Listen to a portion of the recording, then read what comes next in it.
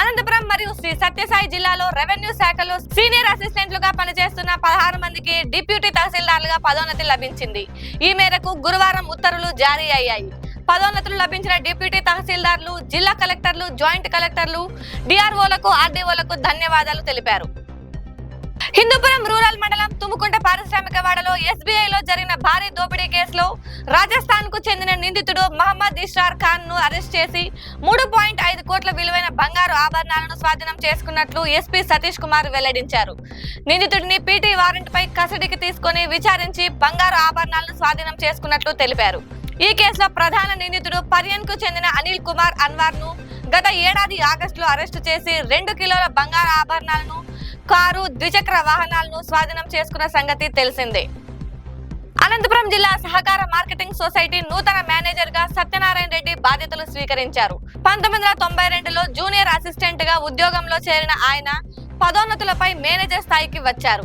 ఇప్పటి వరకు మేనేజర్ గా పనిచేసిన ఈ భాస్కర్ ఉద్యోగ విరమణ చేశారు. నూతన మేనేజర్ గా బాధ్యతలు స్వీకరించిన సత్యనారాయణ రెడ్డి డిసిఎంఎస్ అధ్యక్షుడు నిట్టా వెంకటేష్ ను మర్యాదపూర్వకంగా కలిశారు. అనంతపురం జిల్లాను అభివృద్ధి పథంలో నడిపించే దిశగా ముందుకు సాగుదామని కలెక్టర్ ఆనంద్ జిల్లా అధికారులకు, ఉద్యోగులకు పిలుపునిచ్చారు. గురువారం కలెక్టరేట్ లోని రెవెన్యూ భవన్ లో నూతన సంవత్సర వేడుకలను ఘనంగా నిర్వహించారు. విద్యార్థులకు పుస్తకాలు, పెన్నులు, పెన్సిళ్లు అందజేశారు. ఈ కార్యక్రమంలో assistant collector Sachin Rehar, DRO Malola, superintendent Alexander తదితరులు పాల్గొన్నారు.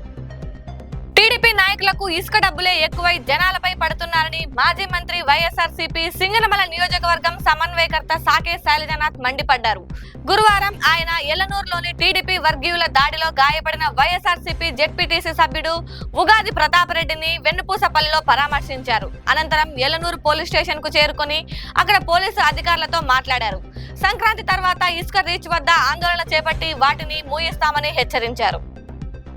అనంతపురం జిల్లా కొందుర్పి మండలంలో వ్యవసాయ కనెక్షన్లకు సంబంధించి విద్యుత్ సకాలంలో అందకపోవడంతో పంటలు ఎండిపోతున్నాయని రైతులు ఆవేదన వ్యక్తం చేస్తున్నారు.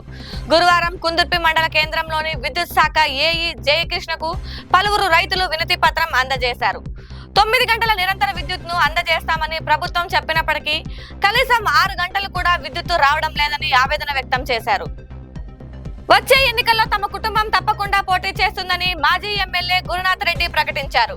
నూతన సంవత్సర వేడుకల సందర్భంగా ఆయన అనంతపురంలోని తన నివాసంలో మీడియాతో మాట్లాడారు. అనంతపురం నగరంలో అభివృద్ధి జరగడం లేదని, ఏం జరుగుతుందో ప్రజలు గమనిస్తున్నారని ఆయన వ్యాఖ్యానించారు. ప్రజా సమస్యలపై అన్ని వర్గాలతో కలిసి పనిచేసి ముందుకు సాగుతామని చెప్పారు. తాడిపత్రి మున్సిపల్ మాజీ ఎమ్మెల్యే జేసీ ప్రభాకర్ రెడ్డి జనవరి 1వ తేదీన వినూత్న దీక్ష చేశారు. మున్సిపాలిటీ అభివృద్ధి మరియు ఆస్తుల గురించి తెలియజేయడానికి తాను ప్రజా చైతన్య దీక్షను చేశానని తెలిపారు. తాడిపత్రిలోని గాంధీ బొమ్మ వద్ద ఉదయం 10 గంటల నుంచి సాయంత్రం 5 గంటల వరకు ఆయన దీక్ష చేశారు. తాడిపత్రి మున్సిపాలిటీకి 270 ఎకరాల ఆస్తి ఉందని, వాటి విలువ దాదాపు 1000 కోట్ల రూపాయలు అని తెలిపారు. 2026 చివరి నాటికి తాడిపత్రి మున్సిపాలిటీ నంబర్ 1 చేస్తామని ప్రకటించారు. అనంతపురం వ్యవసాయ మార్కెట్ లో గురువారం సీజనల్ చీనీకాయల టన్ను గరిష్టంగా 15,000 రూపాయలు అమ్ముడుపోయినట్లు మార్కెటింగ్ శాఖ ఏడీ రాఘవేంద్ర కుమార్ తెలిపారు. కనిష్ట ధర 6,000 రూపాయలు పలికిందని, సరాసరి ధర 12,000 రూపాయలు పలికాయని, మొత్తం 13 టన్నుల సీనీకాయలు మార్కెట్ కు వచ్చినట్లు వివరించారు. అనంతపురం నగరంలోని ప్రభుత్వ సర్వజన ఆసుపత్రిలో చికిత్స పొందుతున్న టీడీపీ కార్యకర్తలను Anantapuram MP Ambika Lakshminarayana, Madakasira MLA MS Raju గురువారం వేర్వేరుగా పరామర్శించారు. ఎల్లనూరులో ఘర్షణ కారణంగా గాయపడిన వారికి మెరుగైన వైద్యం అందించాలని అధికారులకు సూచించారు.